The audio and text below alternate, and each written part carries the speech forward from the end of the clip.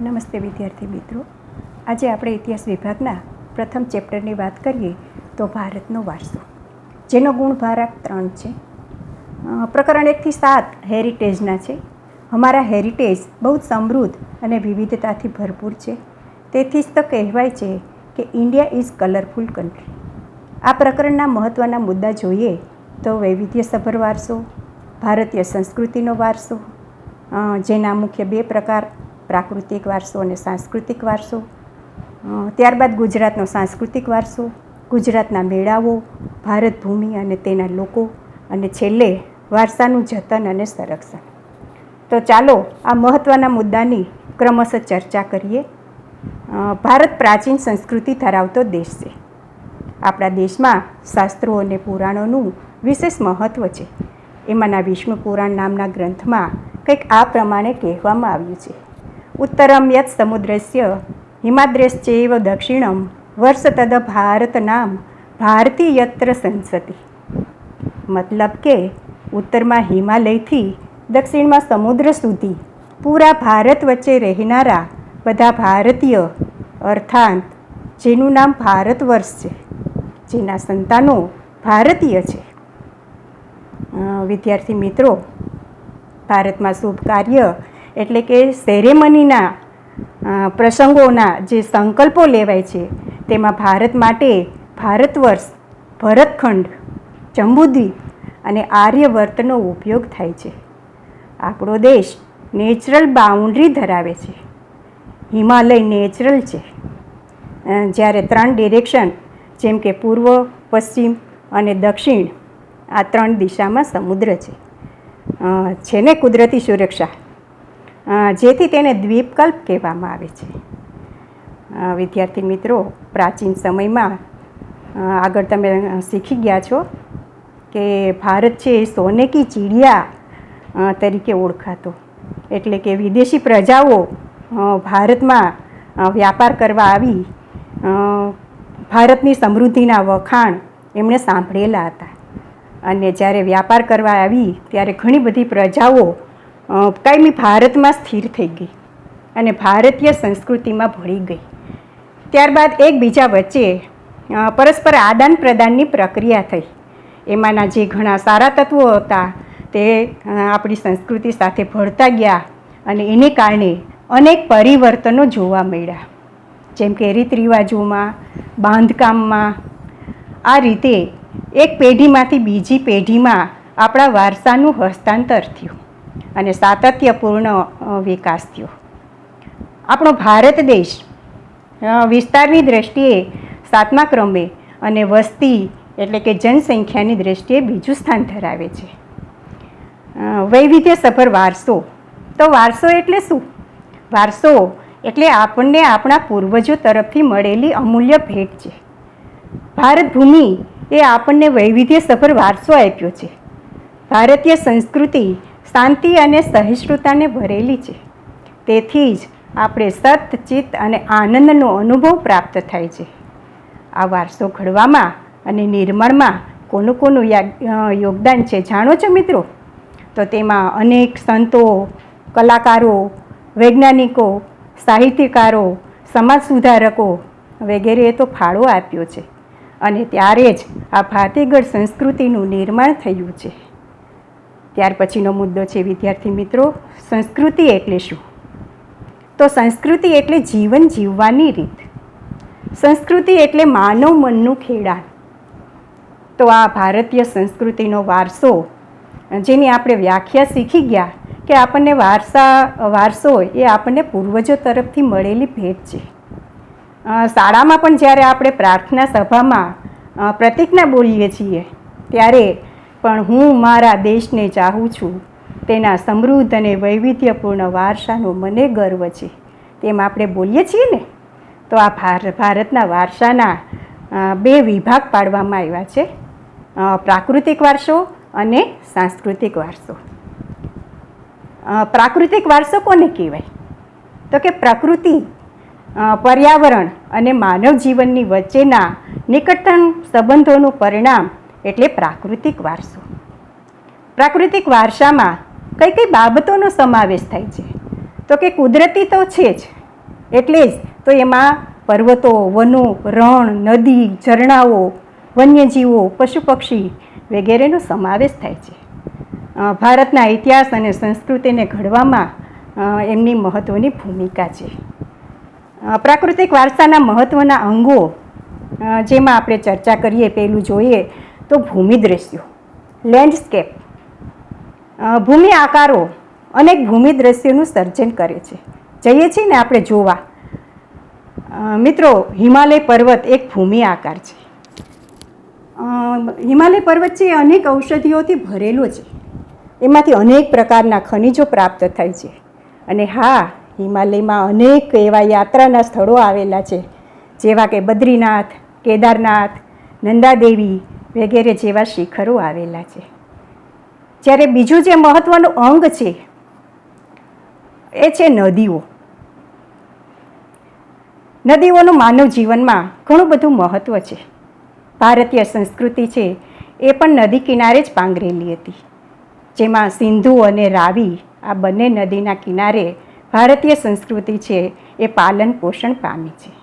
અનેક નદીઓનું માનવ જીવનમાં મહત્ત્વ છે, જેવી કે સિંધુ, ગંગા, નર્મદા, કૃષ્ણા, કાવેરી. આ નદીઓએ માનવ જીવનને ઘણું બધું આપ્યું છે. નદીઓના ઉપયોગો જોઈએ તો પીવાનું પાણી, વપરાશનું પાણી, સિંચાઈ, વીજળી તેમજ ખેતીમાં તેનો વપરાશ કરીએ છીએ. મિત્રો, આ એક પ્રશ્ન પૂછાય છે કે નદીઓનું મહત્ત્વ શું, અથવા તો આપણે નદીને શા માટે લોકમાતા કહીએ છીએ. તો આ નદીઓનું જે મહત્ત્વ છે એના આધારે આપણે નદીને લોકમાતા કહીએ છીએ. ત્રીજું મહત્ત્વનું અંગ છે વનસ્પતિ જીવન. ભારતની પ્રજા છે એ પર્યાવરણ પ્રેમી છે. પ્રાચીન સમયથી ભારતમાં વડ, પીપળો, તુલસી વગેરેની પૂજા કરીએ છીએ. આ ઉપરાંત બહેનો વડ સાવિત્રીના દિવસે વડની પૂજા કરે છે. તો આ વૃક્ષો જે કુદરતી ઔષધિ માટે જે ઉપયોગી છે, તો એમનું પણ આપણે મહત્ત્વ છે એ સ્વીકારેલું છે.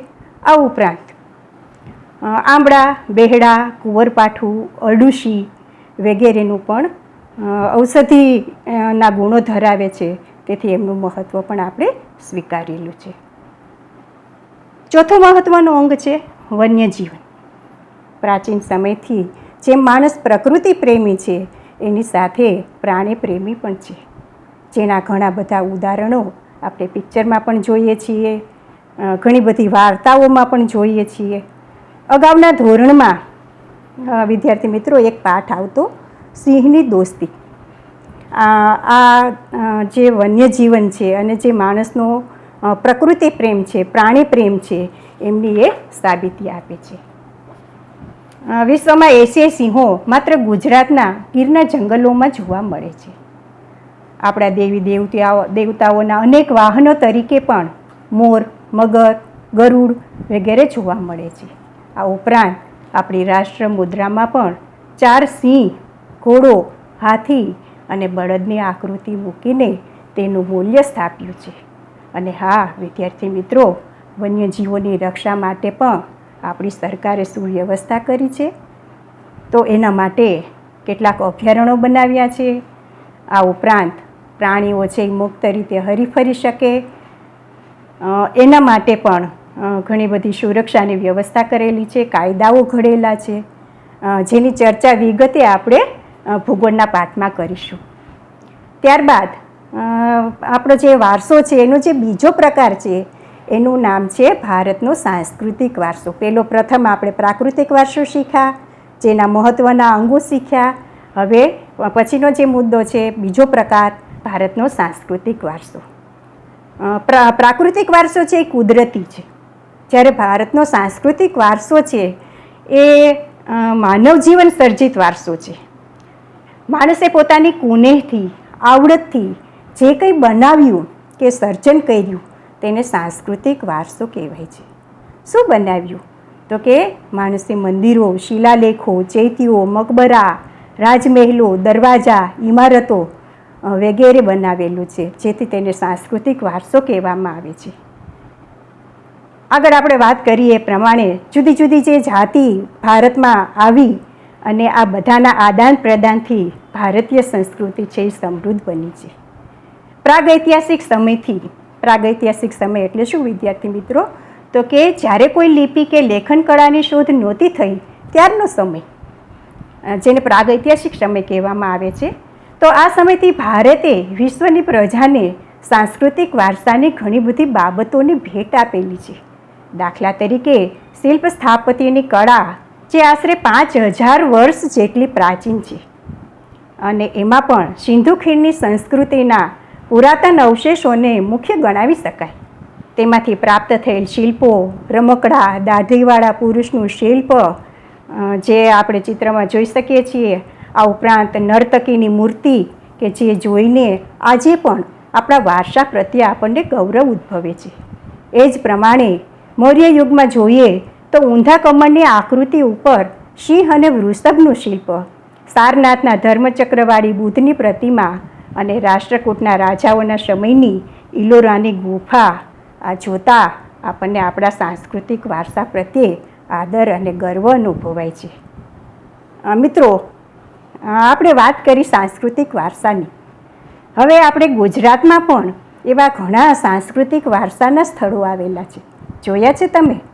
તો ચાલો આપણે એ આપણા ગુજરાતના જે સાંસ્કૃતિક વારસાના સ્થળો છે એમના સ્થળો જોઈએ. તો લોથલ, રંગપુર, ધોળાવીરા, આ ઉપરાંત વડનગરનું કીર્તિતોરણ, અશોકનો શિલાલેખ, સીદી સૈયદની જાળી, પાટણનું સહસ્ત્રલિંગ તળાવ વગેરે ઐતિહાસિક મહત્ત્વ ધરાવતા સ્થળો છે. જ્યારે ધાર્મિક મહત્ત્વ સ્થળ જે છે એમાં છે દ્વારકાધીશનું મંદિર, 12 જ્યોતિર્લિંગો પૈકીનું સોમનાથ મંદિર વગેરેને ગણાવી શકાય.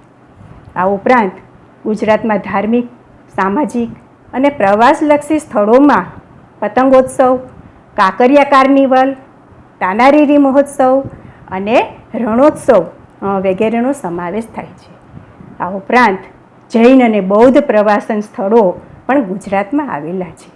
કારણ કે ગુજરાતમાં પણ બૌદ્ધ અને જૈન ધર્મનો પણ સારો એવો પ્રચાર અને પ્રસાર થયેલો, જેમાં વડનગર, ખંભાલીડા, જૂનાગઢ, શામળાજી, કોટેશ્વર, તળાજા, ઢાંક વગેરે સ્થળોએ આ બંને ધર્મોની ગુફાઓ જોવા મળે છે.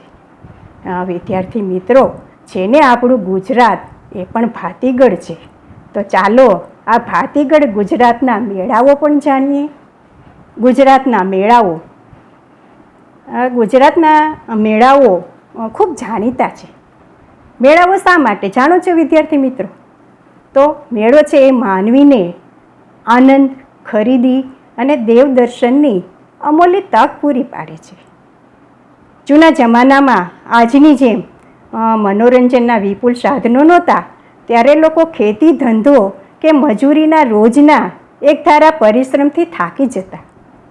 આ થાકોડો દૂર કરી અને આનંદનું, આત્મવિશ્વાસનું ભાથું મેળો માહલારને બાંધવા મળતું. તો નિહાળો આ મહત્ત્વના ગુજરાતના મેળાઓ, જે ક્યાં અને ક્યારે ભરાય છે, જુઓ અને જાણો.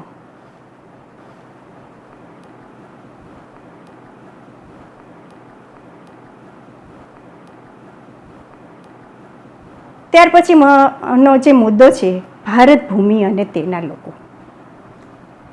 વાત કરીએ આપણે ભાતીગળ સંસ્કૃતિની અને ભારતની સમૃદ્ધિથી આકર્ષાય અને જે વિદેશી પ્રજાઓ ભારતમાં આવી ગઈ, જેથી ભારતમાં લગભગ બધી જ જાતિના તત્વો મળી આવેલા છે. સૌથી પહેલાં દ્રવિડોની ગણના પ્રાચીન પ્રજા તરીકે થતી, પણ અનેક અદ્યતન શોધખોળોના આધારે દ્રવિડો અને અન્ય બીજી 6 જેટલી ભિન્ન ભિન્ન પ્રજાઓ પણ અહીં રહેતી હતી. જેમાંની કેટલીક જાતિઓ વિશે જાણીએ તો પ્રથમ છે નેગ્રીટો, જેને હબસી પ્રજા તરીકે પણ ઓળખવામાં આવે છે. તેઓ આફ્રિકામાંથી બલુચિસ્તાનના રસ્તે ભારતમાં આવ્યા હોવાનું મનાય છે.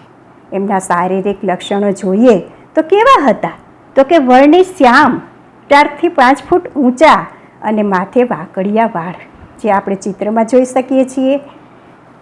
બીજી જે જાતિ છે એ છે ઓસ્ટ્રોલોઇડ, જેને નિષાદ તરીકે ઓળખાતા. તેઓ રંગે શ્યામ, લાંબુ અને પહોળું માથું, ચપટું નાક, ટૂંકું કદ અને આ એમની શારીરિક વિશેષતા હતી. ત્રીજી જે જાતિ છે એ છે દ્રવિડ લોકો, જે પાષાણ યુગ. પાષાણ યુગ એટલે શું? તો કે પથ્થરોનો યુગ.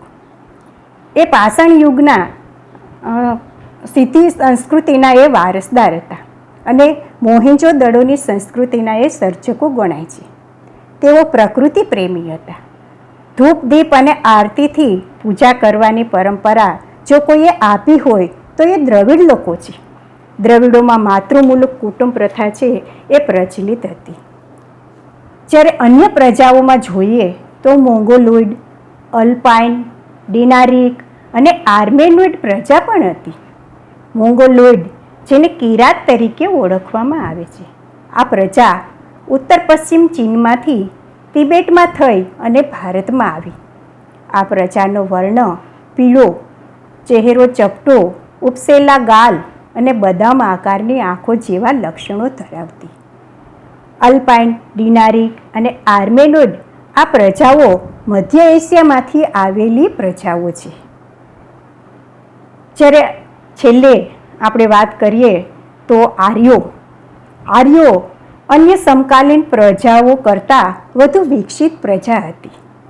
પ્રાચીન કાળમાં હિન્દુઓ આર્ય કહેવાયા.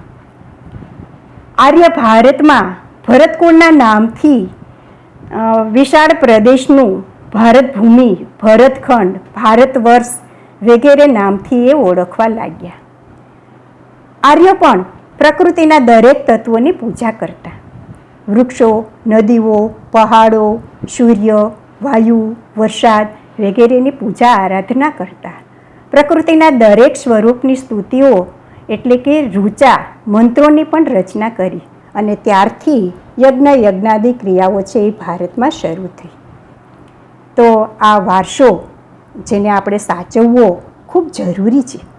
આપણે આ ભવ્ય વારસાને સાચવવો, એમનું સંરક્ષણ કરવાની દરેક નાગરિકની પવિત્ર અને પ્રાથમિક ફરજ છે, જેનો ઉલ્લેખ ભારતીય બંધારણના અનુચ્છેદ 51માં એટલે કે કમાં અને ભારતના નાગરિકની જે મૂળભૂત ફરજો દર્શાવી છે તેમાં આપવામાં આવી છે, જેમાં મુખ્યત્વે 6, જ અને ટ અર્થાત 6, 7 અને 9માં દર્શાવ્યા પ્રમાણે આપણે સમૃદ્ધ વારસાનું મૂલ્ય સમજી તેની જાળવણી કરવાની ફરજ આપણને આપવામાં આવેલી છે. આ ઉપરાંત જંગલો, તળાવો, નદીઓ, અન્ય વન્ય પશુ પંખી અને પર્યાવરણનું જતન કરવાની ફરજ છે. જાહેર મિલકતનું રક્ષણ કરવાની, હિંસાનો ત્યાગ કરવાની ફરજનો પણ તેમાં સમાવેશ કરવામાં આવ્યો છે. તો ચાલો વિદ્યાર્થી મિત્રો, સહુ સાથે મળીને આપણી એક નૈતિક ફરજ સમજીને વારસાની પવિત્રતા, સુંદરતા અને શુદ્ધતાને જાળવવા માટે કટિબદ્ધ બનીએ.